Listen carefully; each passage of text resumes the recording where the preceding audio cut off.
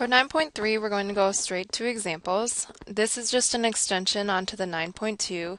What we did in 9.2 was study the trig functions, how it applied to the unit circle, really. And what we need to also realize is that this unit circle sits on a coordinate grid.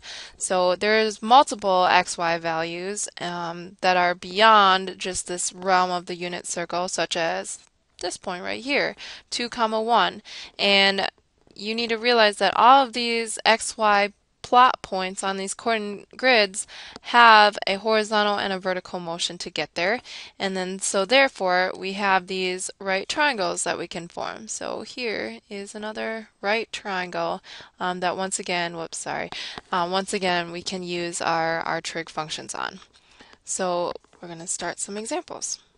All right, we're going to start with number 5. So for number 5, what it asks us to do is it gives us two triangles and says find the exact values of the 6 trig functions of the angle for each of the two triangles. And then it says explain why the values are the same. So you can kind of expect that we're going to get the same exact answers between the cosine, sines, tangents of these two triangles. But let's start that out. I'm going to start with sine of theta. And just recall that when we're doing these trig functions, what these trig functions are a study of right triangles. And specifically what they ask for are side-to-side ratios of a given angle.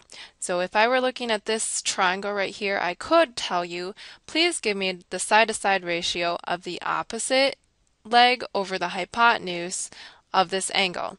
But instead of writing that all out or asking for all of that, what I just asked for is sine of theta. So that's asking you, please give me the side-to-side ratio of that angle. So in the form of the opposite over the hypotenuse. The brother of sine is cosecant of theta. S goes with C, remember? And what that is, cosecant is just 1 over sine, so 1 over whatever we had for sine, which you can see is 1 times 3 over 1, so just 3. All right, cosine of theta. Now this is asking for the adjacent over the hypotenuse, and we don't have that third side. But just keep in mind, or just remember, that whenever we have right triangles, as long as you have two sides, you have them all. The Pythagorean theorem is what we're going to use. A leg squared plus a leg squared, this is my unknown, is equal to the hypotenuse squared. And when I solve this all out, I'm going to get b squared is equal to 8, because I'm going to subtract 1 from both sides.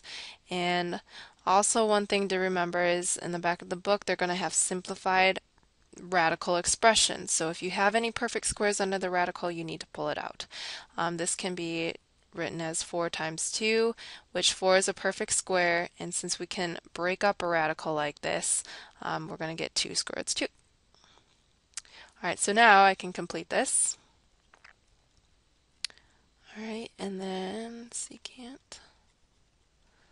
It is just going to be the flip of this because it is the reciprocal, so 3 over 2 square roots 2, but once again we need to rationalize any radicals on the bottom, so I'm going to be getting 3 square roots 2 on the top, and on the bottom I have 2 times the square root of 2 squared basically, so I have 2 times 2 on the bottom, which is 4.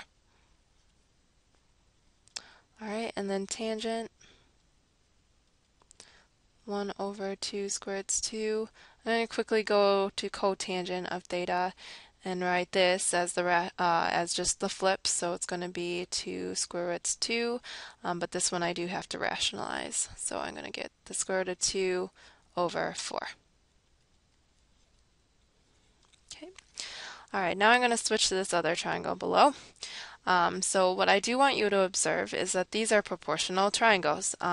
When you go from this red to this purple, these sides have been multiplied by a factor of 2. So I'm going to make a prediction here and say that this is going to be multiplied by a factor of 2 as well.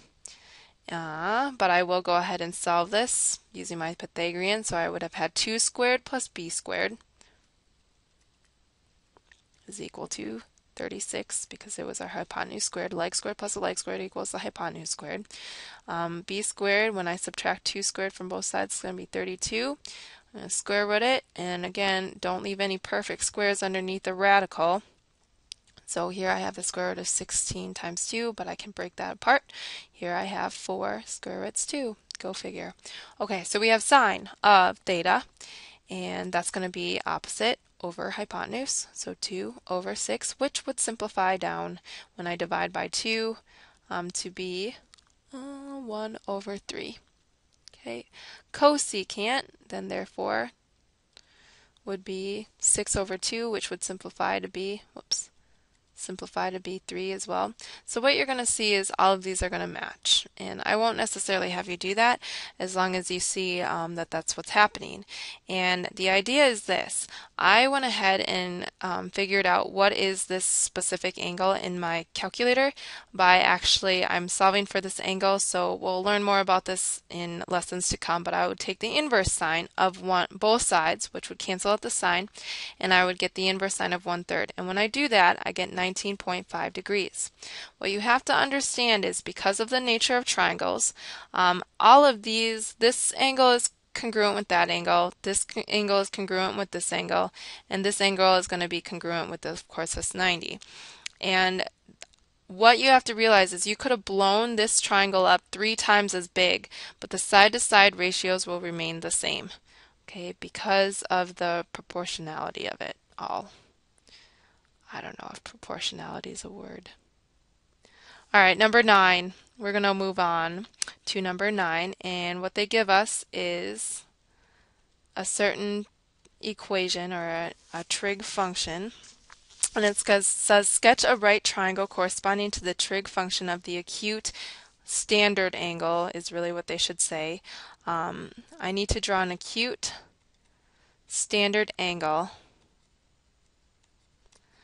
for this specific angle that they're asking, and then I'm going to be representing it as a triangle. So understand this, that we're going to have to be in quadrant number 1 because that's for a standard angle. We're opening up from the x-axis and we have to make it acute. So I know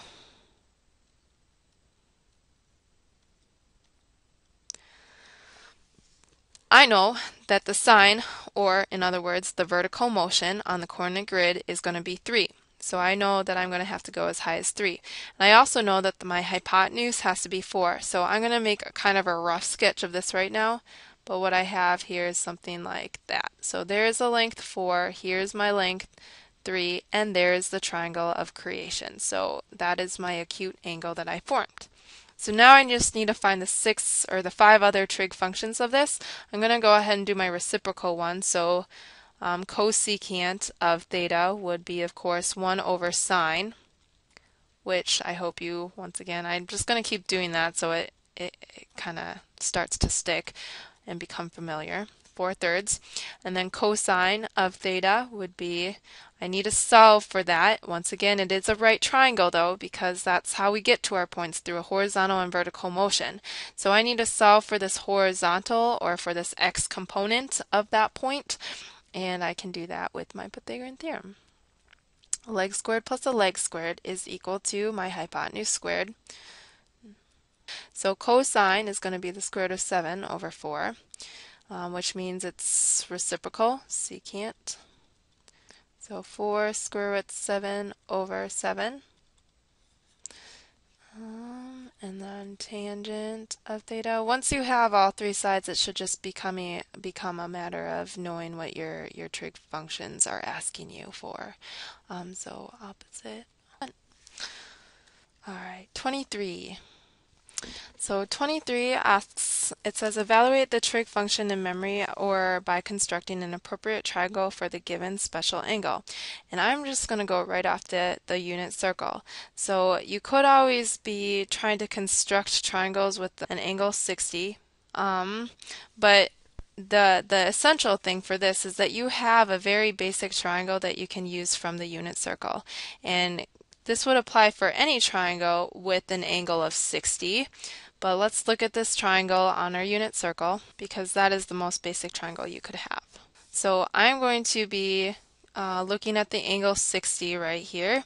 I'm going to have to flip this a bit. Alright, so here's my angle 60, and once again you have to understand that an angle 60 for the most basic triangle of hypotenuse 1 is going to have these certain leg lengths.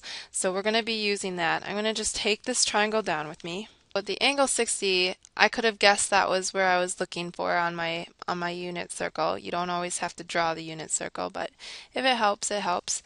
And I'm going to be using this as just the blown up triangle. Sorry, this was a really badly drawn image, but that's why I have this. So now that I know that this is an angle 60 right here, I also know that this is 1/2 in the longer side of that 30-60 triangle. 30-60-90 triangle is the square root of 3/2. So since I'm looking for the cosine here, I'm just looking for the horizontal movement. This is 1/2. All right, part B, what it asks for is cosecant of 30 degrees. So I am going to have to travel up back to my unit circle again. But if you can kind of figure or kind of recall what the unit circle is separated into, we have some of these basic lines that are going by 30s in the unit circle. So this is the point that I'm locating or looking for on my unit circle. So looking at that, I can just use this triangle. Alright, so here's my triangle that would be formed to get to that xy coordinate point, and I have 1/2 is the shorter side and the square root of 3/2, and then of course we have the 1 is the hypotenuse. And so keep in mind that cosecant is just 1 over sine of 30 degrees, or 1 over sine in general. And then what I can look for then is what's sine of 30? Well, sine, or in other words the vertical motion of that angle, is 1/2 and over 1 technically, but now I can just rewrite this as 1 times 2 over 1, which is just, 2. And then we have C, which is asking for a tangent of 60 degrees, and that's just going to be, we're going to look at this triangle again because this was my 60-degree angle that was formed by going to this key point on our unit circle, and we're just going to need to take the square root of 3/2 over 1/2, which is just the square root of 3. And lastly is number 47. This is what they give us. And they say solve for x. So there's a couple ways that you can go about doing this, but the most basic way is to understand that I have a 30-degree angle right here and two sides to it, and it's the opposite and the adjacent side. So if you just take tangent of 30 degrees, that's equal to 30 over x. Then you're going to have to solve for the sx. We don't want the variable that we're solving for on the bottom, so I am going to have to multiply x to both sides. That will cancel those out. And then I'm going to divide tangent from both sides, tangent of 30, so tangent of 30 degrees. And that you can go ahead and do on your calculator. Otherwise, you can think back to the unit circle once again. In our little itty bitty hypotenuse 1, we have the 1/2, and then we have the square root of 3/2. So this is 30 divided by tangent, which is 1/2 divided by the square root of 3/2. So all in all, times the square root of 3/2 over 1/2. And I'm just going to go ahead and bring this one up here as multiplication of 2. So those cancel out. What we are going to get is 30 times the square root of 3. But if you do that on your calculator, that's fine. You just have to type in 30 divided by, and then in your calculator tangent of 30. Just make sure your calculator is in the mode of degrees. Alright, and that's it.